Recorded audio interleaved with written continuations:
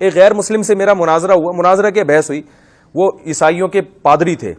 میں نے ان سے کہا کہ اللہ ہم سے کیا چاہتا ہے, یہ اللہ کے کچھ قوانین ہوں گے نا؟ انہوں نے کہا ہاں. میں نے کہا تو آپ کے پاس وہ اللہ کے قوانین موجود ہیں جن سے پتہ چلے کہ یہ الاؤڈ ہے, یہ ناٹ الاؤڈ ہے, یہ حلال ہے, یہ حرام ہے؟ تو حضرت عیسیٰ کے جو قوانین ہیں جو ان پہ نازل ہوئے, اس نے کہا ہاں موجود ہیں. میں نے کہا بتائیں. کہہ رہے ہیں وہ قانون یہ کہ سچ بولو, جھوٹ نہ بولو, انسانوں کی خدمت کرو, ظلم نہ کرو. میں نے کہا یہ تو اقوام متحدہ بھی یہی کہتی ہے, اس کے لیے بھئی تورات پڑھنے کی کیا ضرورت ہے اس کے لیے؟ یہ تو میں نے کہا ہمارے پڑوسی بھی یہی کہتے ہیں, حالانکہ وہ تو عیسائی نہیں ہے. ٹھیک ہے نا, یہ تو ساری دنیا میں اچھے لوگ یہ کہتے ہیں جھوٹ نہ بولو. میں نے کہا اس کوئی لا, کوئی قانون. تو وہ بہت آدھا گھنٹہ ہو گیا, وہ بیچاروں کا جواب نہیں آیا. میں نے کہا, وہ کہہ رہے ہیں آپ پوچھنا کیا چاہتے ہیں؟ میں نے کہا چلے میں آپ سے ون بائی ون کر کے نا مسائل پوچھتا ہوں. میں نے کہا پہلی بات, میں نے کہا اللہ کی عبادت کا کیا طریقہ ہے؟ اللہ پہلے تو یہ چاہتا ہے کہ میرے بندے میری عبادت کریں. اس نے کہا ہاں چاہتا ہے. میں نے کہا اس کا طریقہ کیا ہے؟ وہ طریقہ ان کے پاس موجود نہیں ہے. نماز کیسے پڑھنی ہے؟ ہمیں تو اسلام نے بتایا کہ بھائی 5 ٹائم مسجد میں حاضری دینی ہے, یہ وضو کا طریقہ ہے. اس طرح سے آ کے ہاتھ باندھ کے کھڑے ہونا ہے, سورہ فاتحہ پڑھنی ہے, سورت ملانی ہے, پھر رکوع کرنا ہے, رکوع میں یہ پڑھنا ہے, قومے میں یہ پڑھنا ہے, سجدے میں یہ پڑھنا ہے. 1 رکعت رہ گئی تو اس کی یہ سزا ہے, 1 رکعت اضافی پڑھ لی تو اس کی یہ سزا. قیام میں تلاوت کی جگہ تحیات پڑھ لی تو یہ سزا ہے. صحیح ہے نا؟ سزا کیا ہے؟ سدا صاحب. وہ سدا صاحب کا طریقہ کیا ہے وہ بھی بتا دیا. نماز کے دوران وضو ٹوٹ گیا تو یہ کرنا ہے. ٹھیک ہے نا؟ وضو کے بغیر نماز پڑھ لی تو یہ کرنا ہے. یہ تو 5 ٹائم. پھر اس نماز کے لیے بلانے کا کیا طریقہ یہ بھی بتا دیا. صف بنانے کا کیا طریقہ بتا دیا. ایک امام آگے کھڑا ہوگا, جماعت کی نماز کیسے ہوتی ہے, انفرادی کیسے ہوتی ہے, ساری چیزیں میں نے کہا ہمارے پاس حوالوں کے ساتھ موجود ہیں. میں نے کہا پھر جو حج کا طریقہ ہے زندگی میں 1 دفعہ کرنا ہے, کتنی دفعہ کرنا ہے یہ بھی بتا دیا, کیسے کرنا یہ بھی بتا دیا. پھر اللہ نے یہ بھی کہا کہ میں ایک خاص طریقہ عبادت اس سے بھی خوش ہوتا ہوں, میری خاطر بھوکے بھی رہا کرو. کس مہینے میں رہنا ہے یہ بھی بتا دیا. کون سے مفتی صاحب اعلان کریں گے تو کل چاند ہوگا یہ بھی بتا دیا. سمجھ میں آ رہی ہے نا بات؟ یعنی حکومت کو اولی الامر منکم, حکومت کے اعلان کو فالو کرو. وہ ہم نہیں کر رہے تو پھر 2 3 3 4 4 8 8 عیدیں ہو رہی ہیں. لیکن اللہ نے بتا دیا کہ اطیعوا اللہ واطیعوا الرسول واولی الامر منکم, حکومت جو فیصلہ کرے اس کو مانو. تو ہر چیز میں نے کہا ہمیں تو بھائی بتائی جا رہی ہے, ہمیں تو بتائی جا رہی ہے. وضو کرنے کا طریقہ کیا ہے, دانت کتنی دفعہ صاف کرنے ہیں, استنجا کیسے کرنا ہے, پاکی کی ڈیفینیشن کیا ہے, طہارت کیا ہے. صبح اٹھ کے نبی نے یہاں تک بتایا صبح جب اٹھو تو ڈائریکٹ پانی میں ہاتھ مت ڈالو. لا یغمسن یدہ فی الاناء حتی یغسلہ ثلاثا, فرمایا جب تم صبح اٹھو تو ڈائریکٹ پانی میں ہاتھ مت ڈالو. فإنہ لا یدری این باتت یدہ, تمہیں نہیں پتا تمہارے ہاتھ نے رات کہاں گزاری ہے, تو ناپاک بھی ہو سکتا ہے. تو پہلے 3 دفعہ دھو لو. یعنی پورا صبح سے لے کے رات تک ایک عمل بتایا ہے. میں نے کہا یہ تو صرف عبادت کا ایک نظام ہے جس پہ تقریر کے لیے 6 مہینے چاہیے کم از کم.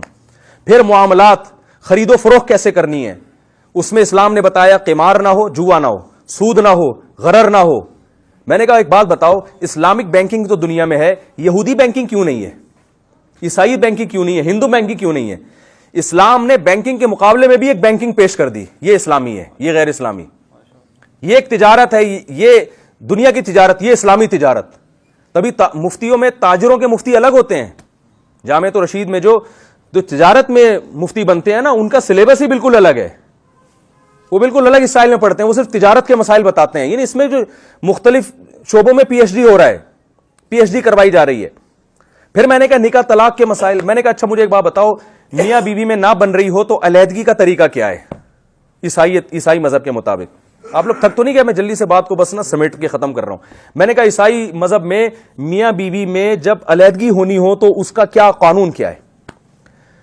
وہ پریشان, کچھ ملتا ہی نہیں. وہ آسٹریلیا کے عیسائی تھے نا, تو وہ آسٹریلیا کا لا پیش کرنے لگے, آپ عدالت میں جائیں. میں نے کہا یہ تو آسٹریلیا نے اسمبلی میں بل پاس کیا ہے بھائی. خدا کا قانون کیا ہے کہ میاں بیوی کا رشتہ جڑ تو گیا, ختم کیسے ہوگا؟ اسلام میں تو طلاق کا ایک پورا نظام ہے نا.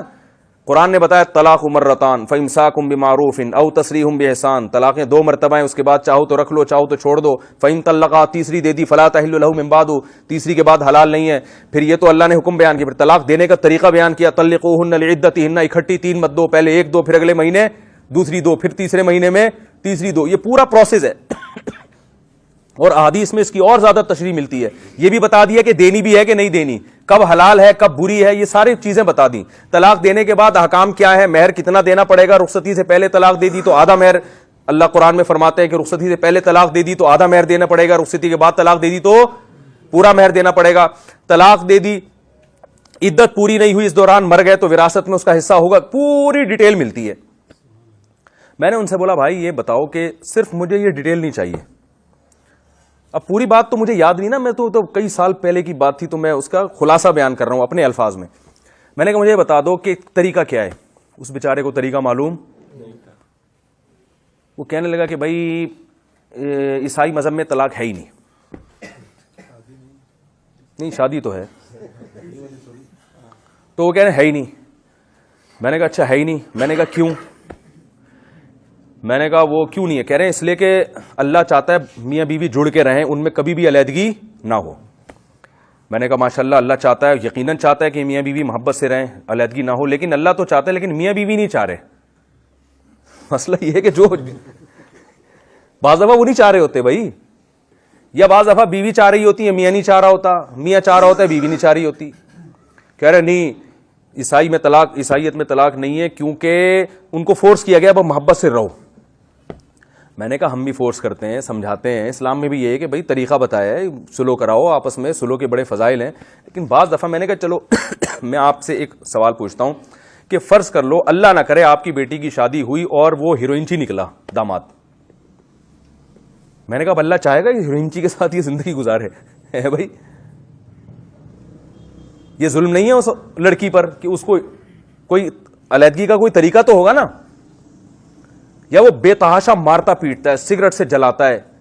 کہہ رہے نہیں عیسائیت میں طلاق نہیں ہے کیونکہ پھر ہم جو ہے نا, کیونکہ وہ عورت اپنے اخلاق سے اس کو سدھار دے.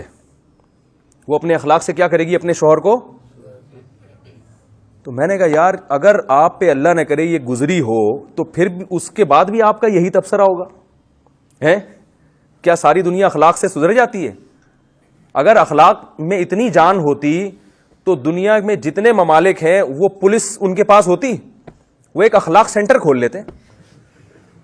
کیا خیال ہے بھائی کہ بھائی جو دنیا میں جرم ہوگا اخلاق سینٹر میں لے جاؤ, وہاں نیک نیک لوگ بیٹھے ہوئے ہیں جو ہر بات سے پہلے پلیز بھی لگاتے ہیں, آخر میں تھینک یو بھی لگاتے ہیں, بڑی تمیز سے بات کرتے ہیں, تحفے تحائف دے کے. میں نے کہا جو بڑے مجرم ہوتے ہیں نا وہ انہی کو لوٹ کے نکل جائیں گے وہ. تو پھر وہ نا کنفیوز ہو گیا. میں نے کہا بھائی یہ عیسائی مذہب نہیں ہے, یہ اللہ کی تعلیمات نہیں, یہ فطرت کو اپیل ہی نہیں کرتی. تو مان لو کہ آپ کے پاس حضرت عیسیٰ کا صحیح مذہب نہیں ہے, تو اسلام کے مقابلے میں کسی کے پاس قانون ہے ہی نہیں کہ جس کو یہ کہہ سکے کہ اللہ کا قانون ہے. یہ دعویٰ صرف اسلام نے کیا ہے اور اس دعوے کو دلائل سے ثابت بھی کیا, پیش کیا ہے. میں نے کہا میں نے اس سے ایک آخری بات کی, پھر ہماری بات ختم ہو گئی. وہ میرے ساتھ تو کیونکہ ٹرانسلیٹر بیٹھا ہوا تھا نا, ہمارا شاگرد تھا, وہ انگلش میں میری بات کو ترجمہ کر رہا تھا, تو وہ ٹرانسلیٹر چلا گیا. تو میں نماز پڑھنے گیا, واپس آیا تو اس نے پھر مجھ سے بہت رابطے کی کوشش کی. اس سے لگ رہا تھا کہ اس کو جو ہے نا بات الحمدللہ سمجھ میں آ گئی ہے. اب اللہ کرے مسلمان ہو گیا اور ہمیں پھر نہیں پتا کہاں گیا کیا ہوا. تو وہ کہنے لگا, میں نے کہا بھائی دیکھو یہ قانون, میں نے کہا اچھا مجھے ایک بات بتاؤ کہ یہ مفتی صرف مسلمانوں میں کیوں ہوتے ہیں؟ میں نے کہا جتنے دوسرے مذاہب ہیں ان میں روحانی پیشوا تو ہوتے ہیں, مسائل بتانے والے, قانون بتانے والے مفتی نہیں ہوتے. میں نے کہا ہمارے پاس تو صبح شام لوگوں کی کالز آتی ہیں, یہ جائز ہے, یہ ناجائز ہے, یہ حلال ہے, یہ حرام ہے. تو ہندوؤں کے روحانی پیشواؤں کے پاس کیوں نہیں آتی, عیسائیوں کے پاس, یہودیوں کے پاس کیوں نہیں آتی؟ روحانی پیشوا ہوتے ہیں دم درود کے لیے اور یہ سب دعاؤں کے لیے ہوتے ہیں. مسائل جب بھی بات آئے گی تو کہیں گے بھائی یہ وکیل سے پوچھو, قانون تو وکیل جانتا ہے. میں نے کہا ہمارے ہاں وکیل سے الگ پوچھا جاتا ہے, علماء سے الگ پوچھا جاتا ہے. عدالت جب خلا کی ڈگری دیتی ہے وہ پاکستانی قانون ہے, لوگ آ کے مفتیوں سے الگ پوچھتے ہیں کہ اکارڈنگ ٹو شریعہ یہ ڈگری صحیح ہے یا نہیں ہے, اکارڈنگ ٹو اسلام یہ صحیح ہے یا نہیں ہے. میں نے کہا اس سے پتہ چلتا ہے کہ اسلام کا ایک باقاعدہ لا ہے. تو جس مذہب کے پاس اللہ کے قانون ہی نہ ہو تو وہ مذہب آپ کو گائیڈ کیسے کرے گا؟